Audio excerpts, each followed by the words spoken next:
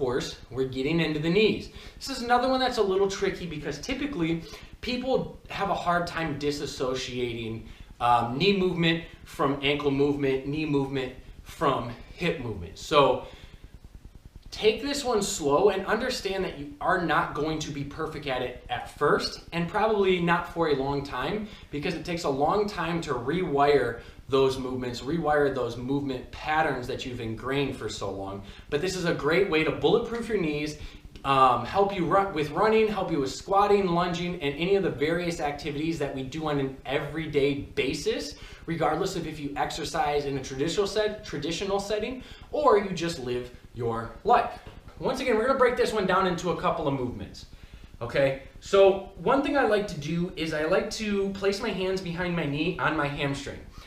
You'll feel a thick string of muscle on the outside, inside and outside of your knees. We're gonna bring the hands just a little bit lower than the knee itself. This is gonna let you feel that hamstring movement. What I'd like you to do is flex the foot a little bit. You don't have to overly flex. It doesn't have to be kind of turning those muscles on the front of the shin on, but I don't want the foot to remain lax either. So somewhere in that neutral position, and all we're gonna do is imagine that just below our knee bone right here, we've got an X written on the top of our shin. And we're just trying to rotate this X in and out, in and out. Okay, this is technically tibial, internal and external rotation, and this is key for those who have knee and ankle pain, okay? So we place the hands here so we can feel the hamstrings working. Okay, first thing we're gonna do is we're gonna rotate out, because this is typically the easiest. So you'll notice that my shin bone is now pointed that direction, and that's what we're looking for.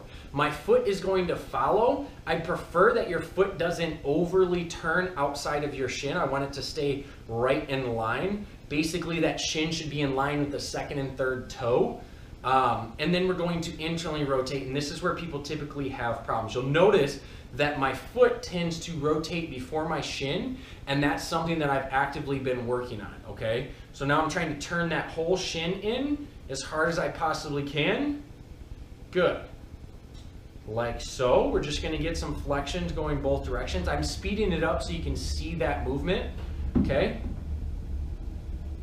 You'll do that on both sides to get a good feel, and then we're gonna use that for the car that we're going to do next. We're gonna get the arm behind the leg, solidify it in position. If needed, you can place that hand there so you can feel the rotation at first. But what we're going to do is we're gonna externally rotate that tibial, that knee, like so, turning the whole shin out. We're gonna kick that leg up to full extension, still keeping it turned out. We're gonna rotate in, trying not to have it come from our femur, which it's going to wanna do. We don't want it to come from the hip. And then we're gonna curl it down. And you'll notice that my shin is now pointed in.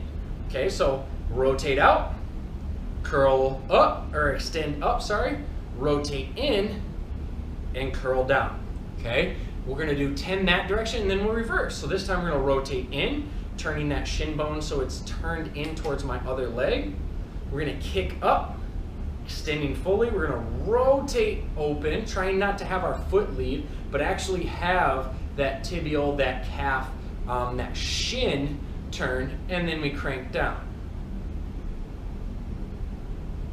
Good, so you're gonna have to take those extremely slow. You're gonna do 10 one direction and 10 the other, and the idea is that on the 10th rep, you're going to have a little bit more control, and you're gonna feel a little bit more comfortable with that movement, and maybe even be able to get into deeper ranges of motion as a result.